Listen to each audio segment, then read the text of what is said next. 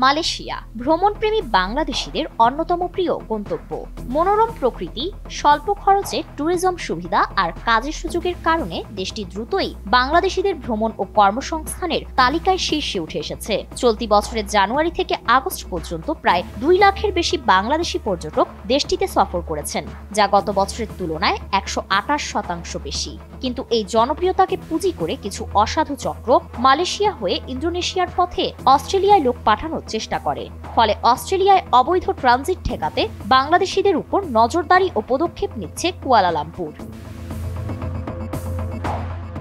তথ্য বলছে, জানুয়ারি থেকে অক্টোবর পর্যন্ত অন্তত 10,000 বাংলাদেশিকে ঢাকা বিমানবন্দরেই দেশত্যাগে বাধা দেওয়া হয়, যাদের মধ্যে 3,000 ছিলেন ভিসাধারী পর্যটক। এমনকি অনেককেই মালয়েশিয়ায় পৌঁছানোর পর ফেরত পাঠানো হয়।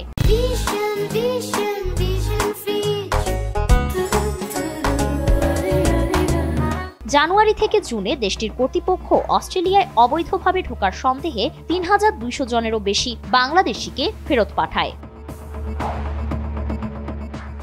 গত 15 থেকে 16 অক্টোবর এসবি সদর দপ্তরে অনুষ্ঠিত এক বৈঠকে মালয়েশীয় কর্মকর্তারা 23টি কারণ উল্লেখ করেন, যার মধ্যে প্রধান ছিল ভিসা আবেদনের সময় দেওয়া নথি ও আগমনের সময় প্রদর্শিত নথির তথ্যে অসামঞ্জস্য থাকা, অনেক আবেদনকারী ব্যাংক অ্যাকাউন্টে ভিসার আগে কৃত্রিমভাবে টাকা জমা রাখেন, পরে তা তুলে নেন, যা ভুয়া পর্যটন ইচ্ছা হিসেবে ধরা হয়।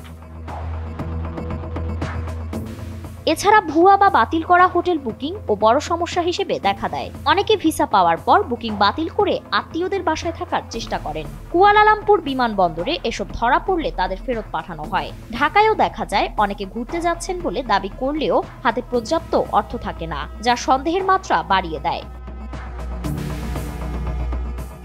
এছাড়া মালয়েশিয়ায় বেড়ে যাওয়া অবৈধ বাংলাদেশি শ্রমিকদের একটি অংশ পাচারকারীদের প্রলোভনে সমুদ্রপথে অস্ট্রেলিয়া যাওয়ার চেষ্টা করেন। সিআইডির অনুসন্ধানে জানা গেছে, বাংলাদেশি, মালয়েশীয় ও ইন্দোনেশীয় একটি ত্রিপক্ষীয় পাচার চক্র টিকটক ও ফেসবুকের মাধ্যমে প্রবাসীদের ফাঁদে ফেলে। প্রায় 6 লাখ টাকার বিনিময়ে অস্ট্রেলিয়ায় পাঠানোর প্রতিশ্রুতি দেয় তারা। তদন্তে জানা গেছে, পাচারকারীরা মালয়েশিয়ায় থাকা শ্রমিকদের সঙ্গে অনলাইনে যোগাযোগ করে প্রথমে অর্থ ছাড়াই যাত্রার প্রলোভন দেখায়। যাত্রা শুরু হয় জোহর বাহারু থেকে। এরপর ছোট নৌকায় ইন্দোনেশিয়ার কুপাং দ্বীপে নিয়ে গিয়ে তাদের জিম্মি করে আগাম টাকা আদায় করা হয়। সেখান থেকে গন্তব্য হয় অস্ট্রেলিয়ার ক্রিসমাস আইল্যান্ডে, কিন্তু অধিকাংশই সেখানে আটক হন।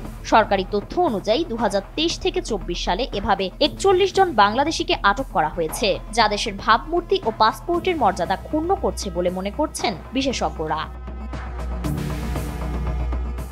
ফারিন রহমান প্রীতি, এনপিবি।